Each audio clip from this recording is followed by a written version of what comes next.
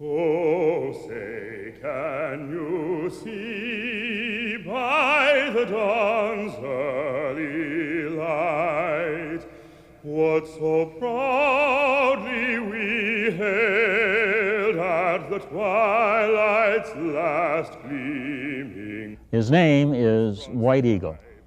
His magnificent operatic tenor voice and presence have made him a prominent star. He's the only Native American opera tenor performing today, and his artistic success alone is remarkable. So gallantly streaming, and the rocket's red glare, the bombs bursting in air, gave proof through the night that our flag was still there. But his personal triumphs are even greater. Eagle is a recovering alcoholic. In the next half hour, you'll learn how this man named White Eagle discovered that it's great to be alive. For the land of the free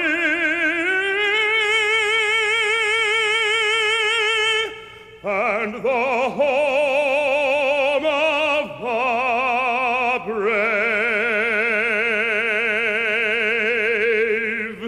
It's Great to Be Alive is a production of River Park Foundation, bringing the message of help and hope. Our goal? To expand understanding of chemical dependency. Here is our host, Glenn Jorgensen.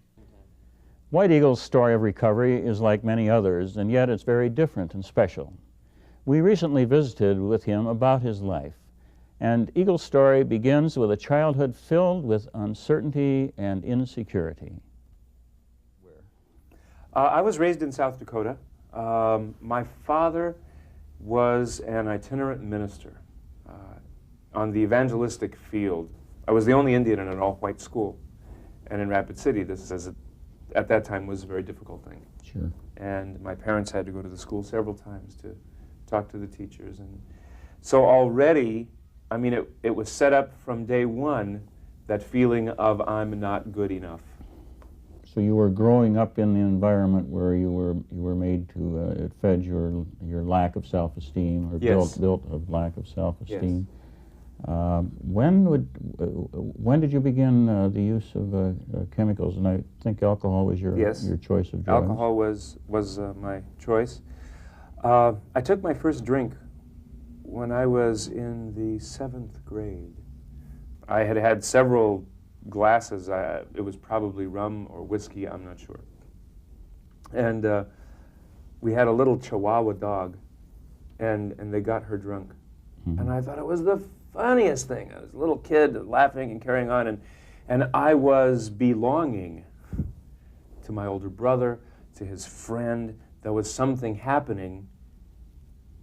And so without the conscious thought, it was as a result of this glass that helped me belong to this event. I was no longer the stupid little brother. I was no longer an intrusion. I was a part of, I was belonging. These moves, first Denver, then California, they only increased Eagle's sense of isolation and his addiction problems as he entered his high school years. Through most of my high school years, I think I weighed about 250 pounds plus, eating all the time and drinking when I could. I would have a friend to buy me some alcohol to drink, or go to a party where they were drinking, or spending time and being the odd man out. You know, every high school has the fat kid. Well, I was, excuse me, I was the one in my high school. And being at a party and drinking helped me forget that I was the odd man out. So again, it was that great need to belong. And I thought, this is the way I can belong. We'll just forget. And they won't notice, and I won't notice that I'm the odd man out, and I'll belong. My senior prom ended in, excuse me, in near disaster. There was several close calls that evening, driving the car, because we were drinking, and it didn't become a daily process until I was maybe 23 or 24. Up until that time, it was just occasional binge drinking. When the right occasion, or when you Yeah. when you needed to feel better. When I needed to feel better, yeah. But when really what it is, I guess, Glenn, is when I didn't want to feel what I was feeling. Right. I mean, that's the fear of rejection was so prominent in my life. By this time, I had discovered that I could sing. I started singing when I was 5 years old. So that had already become part of my addiction. Because I knew if I could stand up in front of an audience and sing, and they would feel wonderful, they would like me. Right. I would belong. And so that was already in place. The food was already in place. So when alcohol came along, it was just, the greatest thing in the world. I mean, now I can really belong. The next years were marked with success and turmoil for White Eagle. He married, and he and his wife performed on the road. But eventually, both the drinking and the road took their toll on their marriage, and Eagle began to drink full-time. By the fall of 1981, his wife had left him alone in their new house in Nashville. But he still didn't realize that alcohol was the problem. Denial is a strange thing. It will keep us from seeing the truth at all costs, because denial wants us to remain drunk and insane and crazy, not thinking clearly. Denial is not a river in Egypt. No, the drinking wasn't the problem. Everybody around you and everything. My wife was the problem. My emotional lack of strength upbringing was a problem. The road was a problem. We worked too much. We were together too often. All of those things were problems. But that's when you started drinking. Then Drinking drinking more rather than cutting back. Right. Started drinking more. I didn't want to face anything that I was feeling. I'd never felt in my life up to this point. Never. If when I was small my father would go away and I would be lonesome, well, I would eat. My mother would make the nice meal. Then later on, when I didn't want to feel something, I had the opportunity to drink, it just simply progressed. So it was at that time that I just completely isolated. I shut myself into this house. We had a nice place, 3.5 acres, right in the middle of Nashville. I moved all of the den furniture into the master bedroom, so I didn't have to go anywhere. And I just stayed in that room for 3 months. Then I decided to take my life, and I wrote a letter, and I was going to mail it because I thought, I'll mail the letter, take my life, then when they get the letter, they can't do anything about it, it'll be done, but they'll find me in time before the house is ruined. Well, fortunately, as happens to some of us, you were given the opportunity to turn things around and begin to maximize the great talents that had been given to you. Yes. How did that happen? 1989 was a crazy summer. The drinking didn't stop, ever. I had been singing occasionally at a place near Detroit, Michigan called the Church of Today. Jack Boland is the minister of that church. And he said, do you know any alcoholics? And I said, well, yeah, I do. My grandfather was an alcoholic, probably what killed him. And most of my uncles were or are still active alcoholics. My one uncle was, for me, my Joe. We all have Joe. As soon as I get as bad as Joe, I'll do something. well, my one uncle was that guy. He'd be laying in the gutter, just completely obliterated. Well, I hadn't lost everything, Glenn. I still was working. I didn't ever have any extra money. You know, I wasn't creating anything with my life, but I wasn't in the gutter. Highly regarded by many Highly fine regarded, people. yes. Reviews were still okay. Sometimes they weren't okay, but most of the time they were okay. I was still booked, you know, for the next couple of years doing several things. So I never got to the gutter, at least to the gutter we can see in the street. Right. I got All to the too gutter. often is the... Yeah. And Jack Boland said to me, "I'm looking at an alcoholic." God bless him. Yeah, yeah. It was the range of emotions and of feelings that I felt at that moment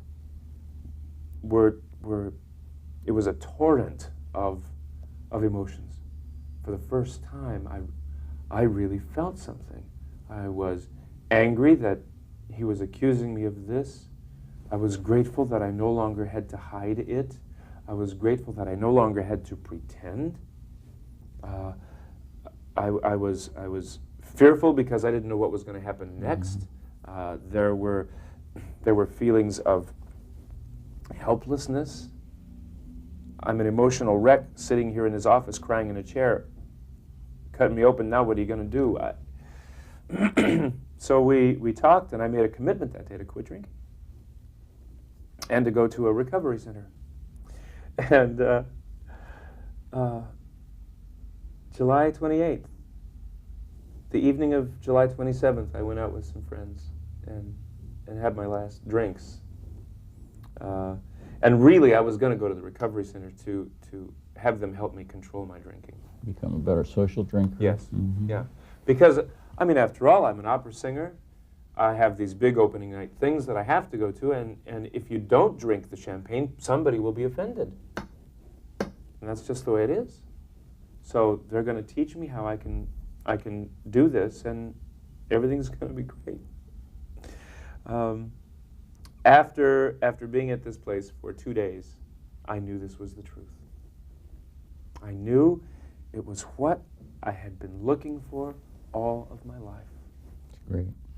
I knew, beyond the shadow of a doubt.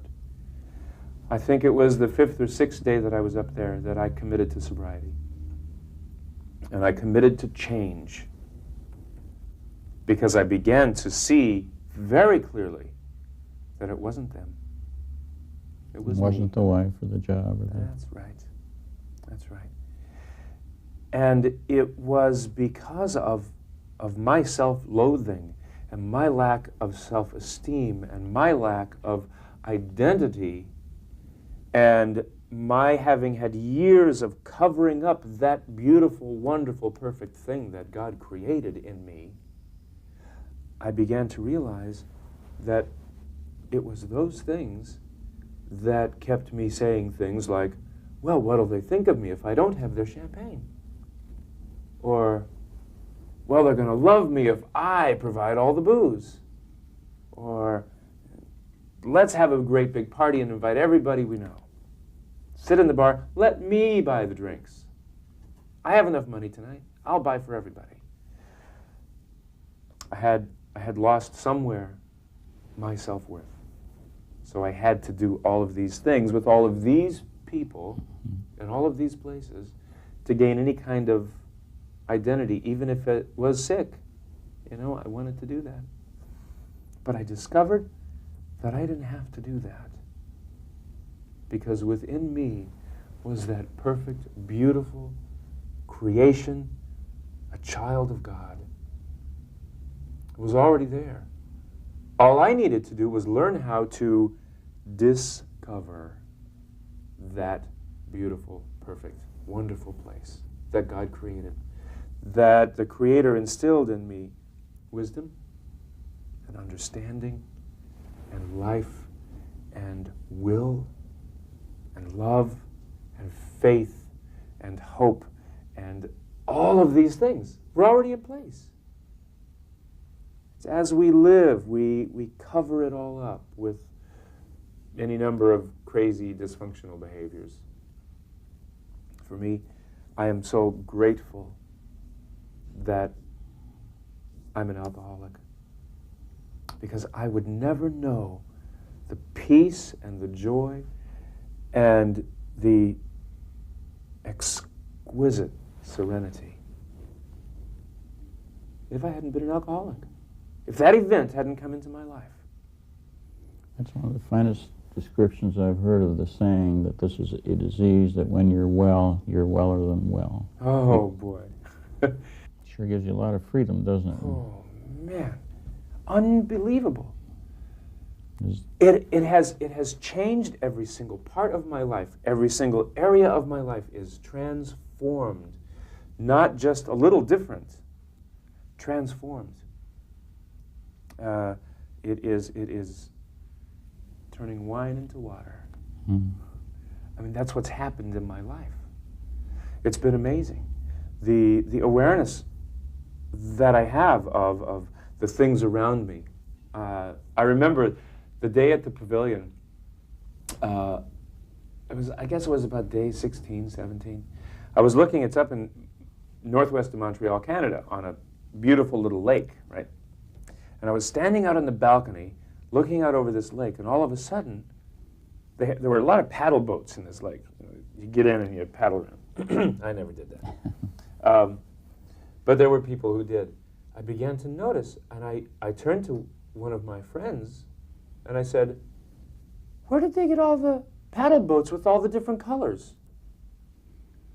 And they said, "What do you mean?" And I said, "Look at all the colors. There's a red one and a green one and a blue one and a white one over there." And he said, "They've always been there." And it was as if my soul had opened up. Yeah.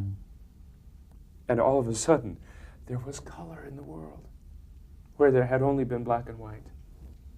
I'll never forget that moment. Yeah. It was truly a spiritual awakening. Now, I want every day of my life to be just like that. And the exciting thing is, it can be. It can be. That sounds like why you so much like your song, It's Well With Me. It is well with my soul. Yeah. Yeah. Whatever my lot, thou hast taught me to say, it is well with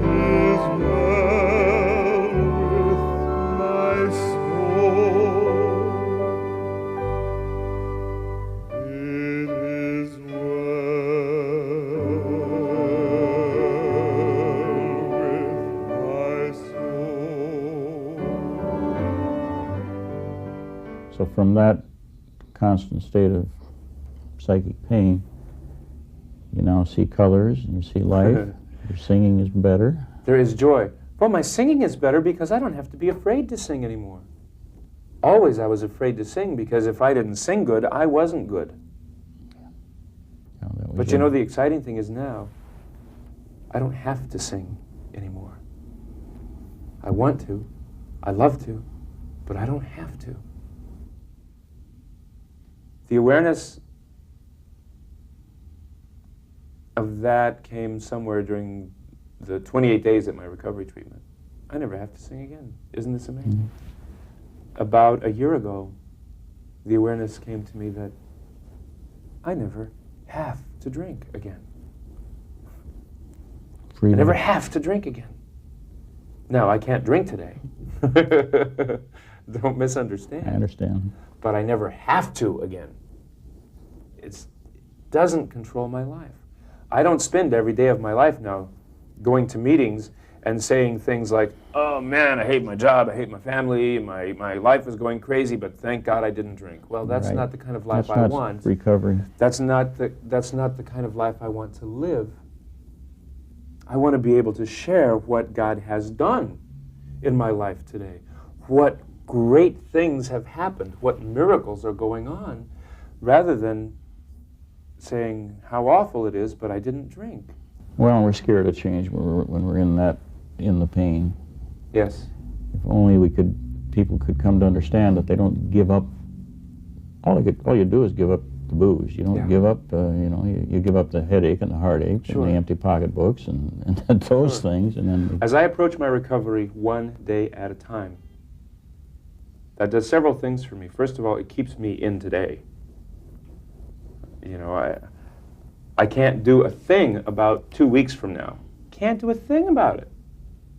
I can plan, you know, I can say this is Prepare. what I'd like to have happen. And when I do that, I say, and if it doesn't happen, that's going to be all right. I will surrender the outcome for 2 weeks from now. I can't do anything about it. I can't do anything about last week or last year or 5 years ago. It happened, and I'm grateful it happened because it brought me to where I am today, but I can't change it. The future is out. God didn't say, I will be. The past is out. God didn't say I was. God said I am. So all I have is today. I will be in recovery today. One day. Tomorrow's another day. it would behoove us not do this without mentioning, or we should do more than mentioning, but allude to the fact that this is a disease that is terribly destructive for the family members, Extremely destructive. and the fact that they can get help, Yes, and that everybody can get help. that's right. That is so true. I think that if someone out there is listening, watching us, that is certainly an important part of our dialogue here, Yes. is letting them know that looking back, we didn't know if we'd ever make it. Right. But somehow, somewhere, we were given a chance. We And were that given a chance chance. is all around us for other people if they can somehow reach for it. Exactly. And Exactly. life can this- be better. This may be the chance for somebody who's watching this. I mean, this Right. may be the chance. That's right. I'm sure that it is. I'm sure that it is. Can you I had an opportunity. I decided to take it. Changed my life. Transformed my life. Yep, that there's, I believe there is a way that life can be better. You bet. You bet there is. What's the, if you had to identify the greatest aspect of your life today, or what makes you the most joyous? You've been talking about it, I'm sure, but what would you identify as being the greatest? Living in recovery. I've had opportunities to do lots of great things. Sing for the president. Be on worldwide television. Opportunities to make the best friends.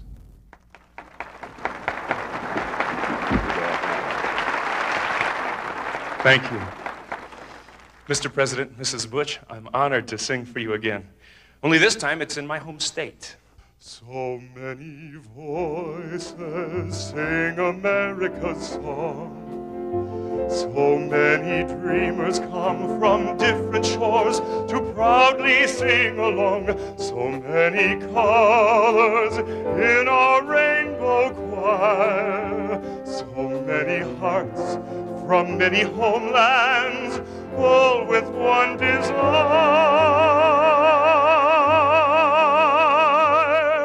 to raise their voices in a country that's free, to blend their music with America's from sea to shining sea. So many voices from so many lands make one great song when we join voices, heart and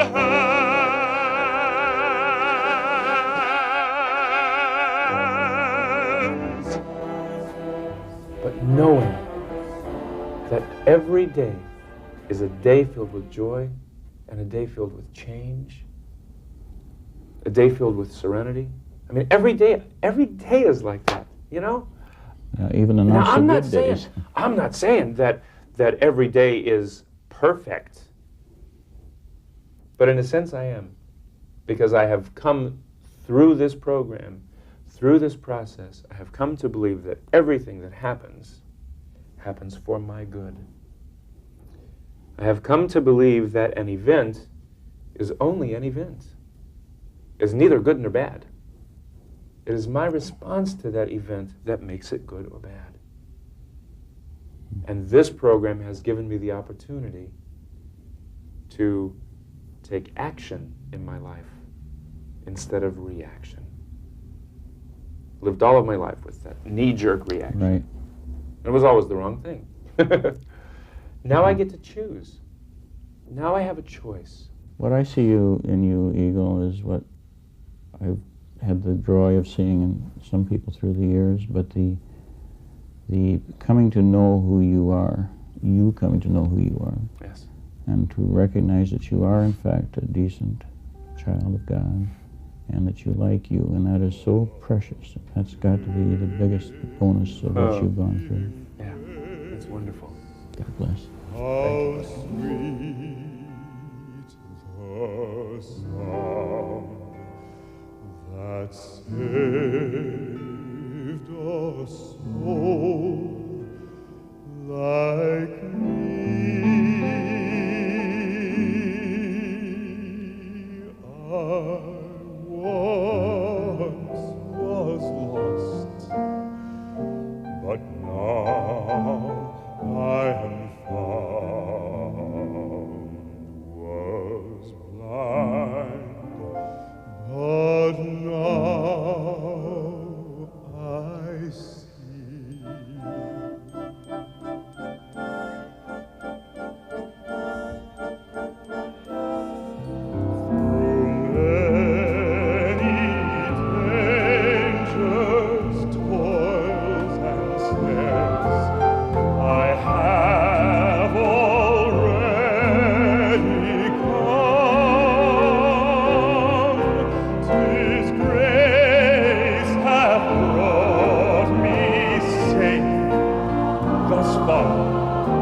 And grace will lead me home.